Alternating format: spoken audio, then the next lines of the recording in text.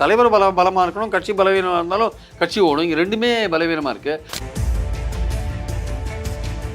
இந்த ஏடிஎம்கே பொறுத்த மட்டும் அவங்கெல்லாம் வந்து அவங்களுக்குள்ள அவங்க பிரச்சனைகளை தீர்த்துங்கமே தவிர இன்னொரு பாஜகவுடைய நோக்கம் என்னவா இருக்குன்னா ஏடிஎம்கே பலவீனப்படுத்துறதா தான் இருக்குது. அப்போ அதை நோக்கி நீங்கள் போகணும், தியாகம் பண்ணணும். உங்கள் பதவி வந்து ஆபத்துக்கு வந்துடும்ட்டு ஆபத்தாயிடுன்னு சொல்லிட்டு நீங்கள் இருந்தீங்கன்னா ஒன்றுமே நடக்காது. இன்றைக்கி நீங்கள் வந்து அன்புமணிட்டையும் அண்ணாமலைட்டையும் களத்தை கொடுத்துட்டு நீங்கள் சும்மா உட்காந்துருக்கீங்கல்ல. இல்லை, அதிமுகவுக்கு வேற ஒரு தலைவர் வரணும் இல்லைங்க. அதிமுகவுக்கு இப்போ முக்கியமான தேவை கூட்டு தலைமை. இதுக்கு வந்தீங்க, உங்கள் கொங்கு உங்கள் கோட்டையை நீங்கள் அங்கேயே நீங்கள் அண்ணாமலைக்கு பின்னாடி போனீங்க. 2018 எப்போ நேஷனல் டெஸ்டிங் ஏஜென்சி வந்ததோ அப்போலேருந்து இது நடக்குது சார். இந்த வருஷம் எலெக்ஷன் இருந்ததுனால வெளில வந்துடுச்சு. நீட் தேர்வே கூடாதுன்றது தான் நம்மளுடைய எண்ணம். ஆனால் நீட் தேர்வில் முறைகேடுகளை பற்றி தான் சுப்ரீம் கோர்ட் பேசுகிறாங்களே தவிர. இப்போ ஆடி தள்ளுபடி கூடவே டிஸ்கவுண்ட் வவுச்சர்ஸ். இதை இப்போ யூஸ் பண்றது? ஆடியில தள்ளுபடி, ஆவணியில டிஸ்கவுண்ட் வவுச்சர்ஸ். போத்தீஸ் ஆடியில் தள்ளுபடியுடன் discount voucher. Taste Daily. Taste the Daily.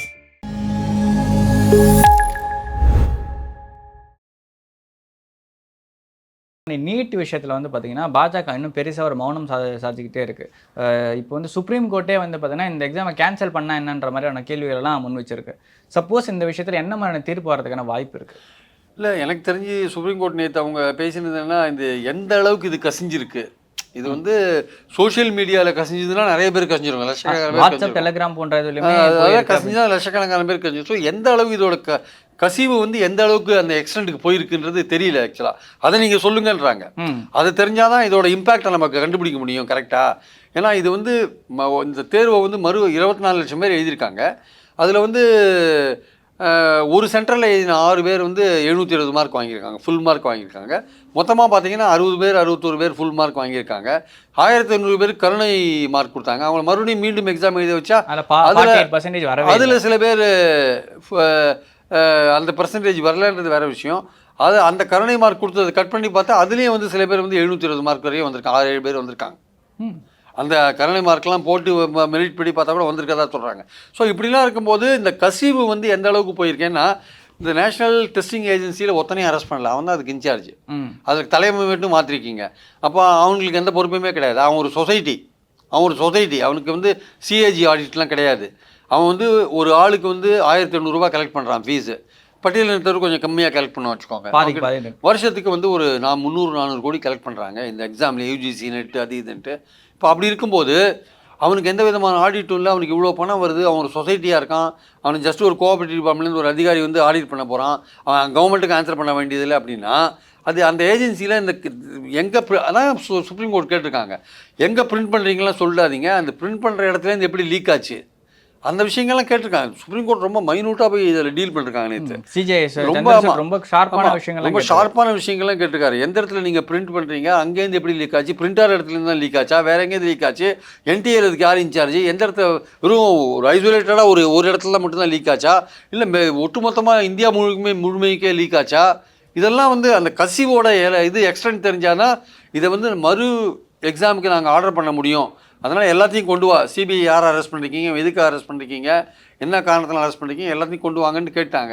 So இன்னும் 2 நாள் கழிச்சு இது கொடுக்கும்போது பட் எனக்கு தெரிஞ்சு ஒரு மறு எக்ஸாமினேஷனுக்கு ஆர்டர் பண்ணுறது, அதுக்கு நடுவில் என்ன பண்ணுறாங்க, சில ஸ்டூடெண்ட்ஸ் எல்லாம் நாங்களாம் மெரிட் படி வந்திருக்கோம், நல்லா படித்து வந்திருக்கோம், அதனால் எக்ஸாமை கேன்சல் பண்ணக்கூடாது அப்படின்னு சில பேர் போராடுறாங்க. அவங்களும் கேஸுக்கு போயிருக்காங்க.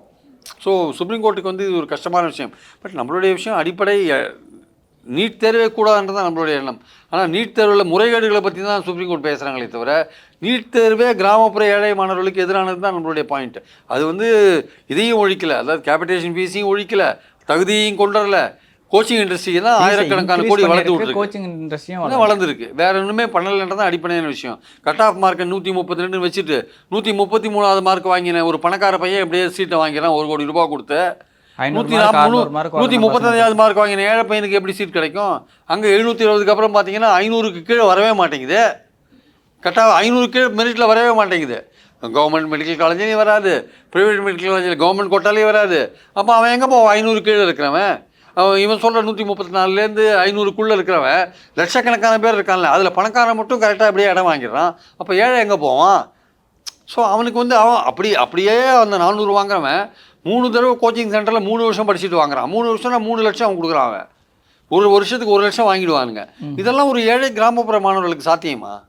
அதான் இது அதுக்கு எதிரானது, சமூக நீதிக்கு எதிரானது ஆக்சுவலாக. அதனால் சும்மா சுப்ரீம் கோர்ட் வந்து மேலோட்டமாக இந்த முறைகேடுகள் எனக்கு தெரிஞ்சு 2018 எப்போ நேஷனல் டெஸ்டிங் ஏஜென்சி வந்ததோ அப்போதுலேருந்து இது நடக்குது சார். இந்த வருஷம் எலெக்ஷன் இருந்ததுனால வெளில வந்துடுச்சு. எலெக்ஷன் இல்லாட்டி இதை அழிச்சிருப்பாங்க. எலெக்ஷன் இருந்ததுனால இதை அமுக்க முடியல, வெளில வந்துடுச்சு. இது கடந்த பல வருஷங்களாக அது நடக்கிற விஷயம் தான் என்னோட அபிப்பிராயம். Okay sir.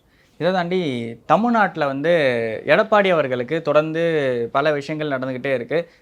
கட்சிக்குள்ளேயுமே சிக்கல் இருக்குது. வெளியிலேருந்து அண்ணாமலை அவர்கள் எதிர்ப்பு தெரிவிக்கிறாரு. அதுக்கப்புறம் கட்சியை ஒருங்கிணைப்பு குழுன்னு ஆரம்பித்த புகழேந்தி அவர்கள் எதிர்ப்பு தெரிவிக்கிறார். தொடர்ச்சியான எதிர்ப்புகளை எடப்பாடி சம்பாதிக்கிறதுக்கான காரணம் என்ன? அவர் ஒற்றுமைக்கு எதிராக இருக்கார், அவ்வளோதான், சிம்பிள். அவரோட கட்சி பலவீனமாக இருக்குது, ஒற்றுமைக்கு எதிராக இருக்கார். ஒற்றுமை அது கட்சி பலவீனமாக இருக்கிறது இப்போ பார்லிமெண்ட் எலெக்ஷன் தெரிஞ்சு போச்சு. சவுத்தில் ஓட்டு வாங்கலை, 7 இடத்துல டெபாசிட் போச்சு. ஒரு இடத்துல 4ஆவது இடத்துக்கு வந்தீங்க, சில இடத்துல 3ஆவது இடத்துக்கு வந்தீங்க. உங்கள் கொங்கு உங்கள் கோட்டையை நீங்கள் அங்கேயே நீங்கள் அண்ணாமலைக்கு பின்னாடி போனீங்க. ஓபிஎஸ் தனி மனிதர் இருந்தீங்க, அங்கேயே நீங்கள் ரெட்டாலை பின்னாடி போச்சு. அதே மாதிரி இங்கே பார்த்தீங்கன்னா டிடிவிக்கு பின்னாடி போனீங்க. ஸோ இந்த மாதிரி வந்து நீங்கள் உங்கள் கட்சி பலவீனமாக இருக்குது. இந்த பலவீனமாக இருக்கிற கட்சி ஒன்று ஒரு ஆர்கனைசேஷனில் கட்சி பலமாக இருக்கணும், தலைவர் பலவீனமாக இருந்தாலும் கட்சி ஓடும். இல்லை தலைவர் பலமாக இருக்கணும், கட்சி பலவீனமாக இருந்தாலும் கட்சி ஓடும். இங்கே ரெண்டுமே பலவீனமாக இருக்குது. நீங்கள் ஜெயலலிதா கிடையாது, நீங்கள் ஒன்றும் தமிழ்நாடு முழுக்க ஏற்றுக்கொண்ட தலைவரும் கிடையாது, ஒரு பகுதிக்கு தலைவர் தான் இன்னும் கருதப்படுறீங்க. அதனால் நீங்கள் கட்சியுடைய பலவீனத்தை உணர்ந்து நீங்கள் எல்லோரையும் ஒன்று சேர்க்க வேண்டிய நிலையில் இருக்கீங்க. அதை நீங்கள் பண்ணாத நீங்கள் 26 சந்திச்சிங்கன்னா திமுகவுக்கு மாற்று நான் தான் சொன்னீங்கன்னா மக்கள் உங்களை நம்ப மாட்டாங்க. நீங்கள் வலிமையாக இருந்தால் தான் மக்கள் உங்களுக்கு நம்புவாங்களே தவிர நீங்கள் இது மாதிரி பிரிஞ்சிருந்தால் அது தனிமனிதன்னு சொல்லி நீங்களாம் பிரித்தாலாம் மக்கள் நம்ப மாட்டாங்க. ஓபிஎஸ் பிரிஞ்சிருக்கிறது அது அதிமுகலேருந்து பிளவுபட்டிருக்குன்றது தான் மக்கள் பார்வையில் இருக்குது ஆக்சுவலாக. அதனால் நீங்கள் வந்து மக்களை வந்து நீங்கள் உங்கள் கட்சியை ஒன்றுபடுத்தினீங்கன்னா உங்களுக்கு வாழ்வு உண்டு. இல்லை என் பதவி பறிபோயிடுன்னு இருந்தீங்கன்னா கட்சி அழிஞ்சு போயிடும், அவ்வளோதான். ஏன்னா இப்போ ரீசெண்டாக ஒரு புகழேந்தி பேசின விஷயமே வந்து பார்த்தீங்கன்னா அண்ணாமலை வந்து பார்த்தீங்கன்னா எடப்பாடி மேலே இடி ரைடோ ஐடி ரைடோ வச்சு உள்ள தள்ளுங்க, அப்போ தான் அதிமுக நல்லா வளரும்ன்ற மாதிரியான விஷயங்கள்லாம் சொல்லியிருந்தாரு. அது இல்லாமல் எடப்பாடிக்கு எதிராக கட்சிக்குள்ளேயே பல பேர் செயல்படுறாங்கன்ற மாதிரியான விஷயங்களையும் கேள்விப்படுறோம். இதெல்லாம் நடந்து மேபி அதிமுகவுக்கு அடுத்து வேற யாராவது தலைவராக வரதுக்கான வாய்ப்பு இருக்குன்னு நினைக்கிறேன். இல்லை, அதிமுகவுக்கு வேற ஒரு தலைவர் வரணும் இல்லைங்க. அதிமுகவுக்கு இப்போ முக்கியமான தேவை கூட்டுத்தலைமை. ஆக்சுவலாக வந்து கூட்டுத்தலைமை முதல்ல வந்து இந்த தோல்விக்கு அப்புறம் வந்து ஒரு சிறப்பு பொதுக்குழு கூட்டி பொதுக்குழு உறுப்பினர்களில் கருத்து கேட்டுக்கணும். நம்ம கட்சி ஏன் தோற்றுது, இந்த இடத்துல ஏன் தோற்றுது, நம்ம இவ்வளோ செல்வாக்காக இருந்தோமே, நம்ம வந்து 38% ஓட்டு வாங்கின இடத்துலலாம் நீங்கள் 8% ஓட்டு வாங்கியிருக்கோமே, என்ன காரணம்? அதெல்லாம் பொதுக்குழு உறுப்பினர்களுக்கு ஒரு கொஸ்டினேர் மாதிரி கொடுத்துட்டு கட்சி தோற்றத்துக்கு முக்கியமான காரணமாக என்ன நினைக்கிறீங்க, கட்சி பிளவுபட்டுருக்கிறதுன்னு எல்லாரும் சொல்கிறாங்களே, அது உண்மைதானா, இல்லை பிளவுபட்டுருக்கிறது உண்மைன்னா அவங்களாம் சேர்க்கணுமா, இந்த மாதிரி விஷயங்களை நீங்கள் வந்து கேள்வியாக கேட்டு அவங்கக்கிட்ட பதிலை வாங்கி அவங்க ஒப்பீனியன் என்னென்னு கேட்கணும். எதுவுமே கேட்க மாட்டீங்க, எதுவுமே கூட்ட மாட்டீங்க. பொதுக்குழுன்னா ஒரு தொண்டர்கள்லாம் கொந்தளிச்சு போய் கிடக்கான். விக்கிரவாண்டியில் போட்டி போடணும்னா தொண்டர்கள் கொந்தளிக்கிறான், ஏன் போட்டி போடலன்னு கேட்குறான். அப்போ அவங்க ஓட்டு நீங்கள் எடப்பாடி என்ன பண்ணிட்டாரு, அவங்க ஓட்டெல்லாம் ஏலம் விட்டார். இப்போது விக்கிரவாண்டியில் அதிமுக ஓட்டு ஏலத்துக்கு போயிடுச்சு. யார் இவன் ஒரு பக்கம் எடுக்கிறாரு, ஒரு பக்கம் எடுக்குது. திமுகவும் ஒரு பக்கம் எடுக்குது. ஒரு திமுகவுக்கு அந்த ஓட்டு போகும். அவங்களும் வந்து பல நிர்வாகிகளை விலைக்கு வாங்கிட்டாங்க, அதிமுக நிர்வாகிகளை. இவங்க பாமகவுக்கு ஜாதி ரீதியாக போகுது, அது வேற விஷயம் சார். ஆனால் அதே கம்யூனிட்டி ஆளுங்க தான் எல்லாருமே நிற்கிறாங்க. அது ஒரு இல்லை, அதாங்க ஜாதி ரீதி. இப்போ வன்னியர் கம்யூனிட்டி மட்டுமே, வன்னியர் கம்யூனிட்டியில் இருக்கிற அதிமுக பாமகவுக்கு போடுவான். பட் அதே சமயம் திமுக வன்னியர் இருப்பான்ல, அவன் திமுகவுக்கு தான் போடுவான். ஆனால் அதே சமயம் வன்னியர் அல்லாத இருக்கான்ல, அவன்லாம் டிஎம்கேக்கு தான் போடுவான். அவன் நாம் தமிழர் கொஞ்சம் போடுவான். இவங்க பட்டியலினத்தவர் பெரும்பாலும் வந்து டிஎம்கேக்கு தான் போடுவாங்க. ஸோ அதனால் அவங்க 60% ஓட்டை வாங்கி விரும்புவாங்க, அது வேறு விஷயம். ஸோ நம்மளுடைய பாயிண்ட் என்ன, அதிமுக ஓட்டை ஏலம் விட்டிங்களே நீங்கள். ஒரு கட்சி எலெக்ஷனில் நின்னால் தான் அது வைப்ரண்ட்டாக இருக்குது, ஒரு ஆக்டிவாக இருக்குது அப்படின்னு, அப்போ தானே தொண்டர்கள் உற்சாகப்படுவான்.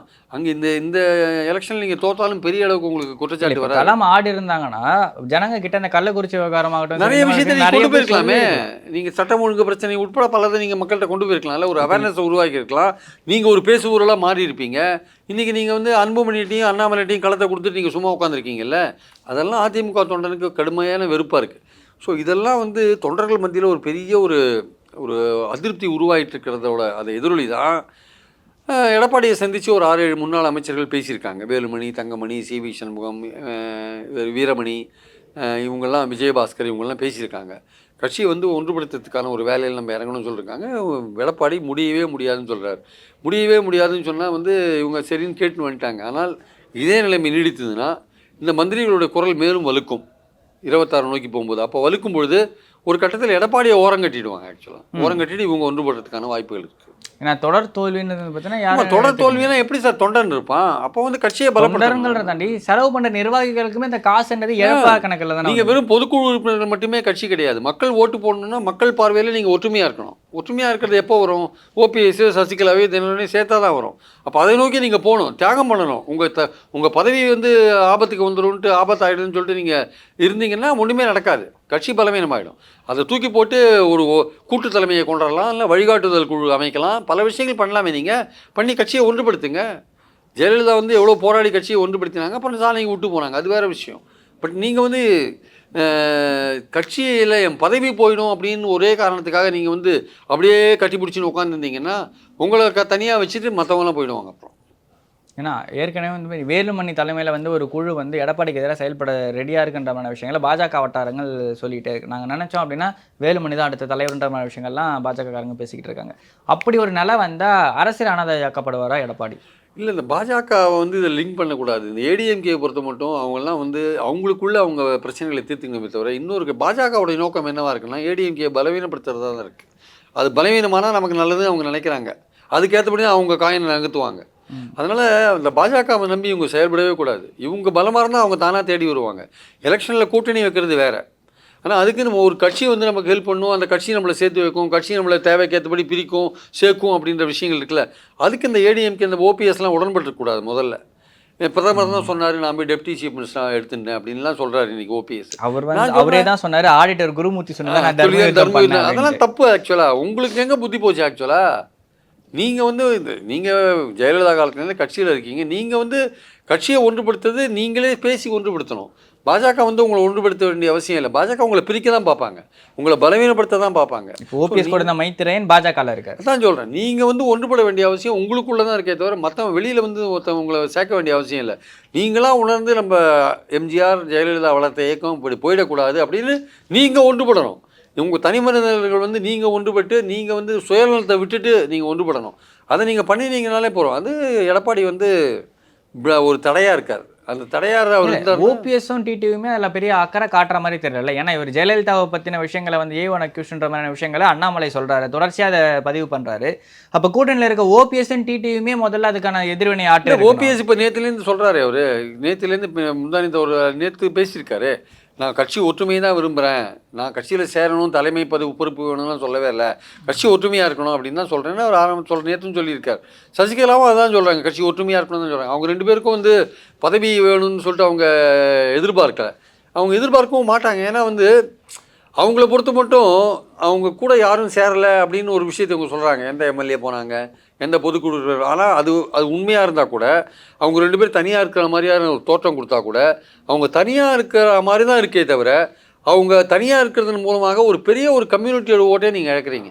சவுத்தில் அந்த வைப்ரேஷன் நெகட்டிவான அந்த ஒரு மைண்ட் செட் வந்து இழக்கிறீங்க. சவுத்தில் வந்து அந்த ஓட் பேங்க் இழக்கிறீங்க. நீங்கள் அவங்க கட்சியில் இருந்தால் அந்த ஓட் பேங்க் உங்ககிட்ட தான் வரும். அதான் அந்த ஓட் பேங்க் முழுக்க வந்து இவங்களை இந்த கட்சி வந்து அவங்கள பழிவாங்கிடுதுன்ற எண்ணம் இருக்குல்ல, அது வந்து உங்களுக்கு அந்த ஓட்டு வராத தடுக்குது ஆக்சுவலாக.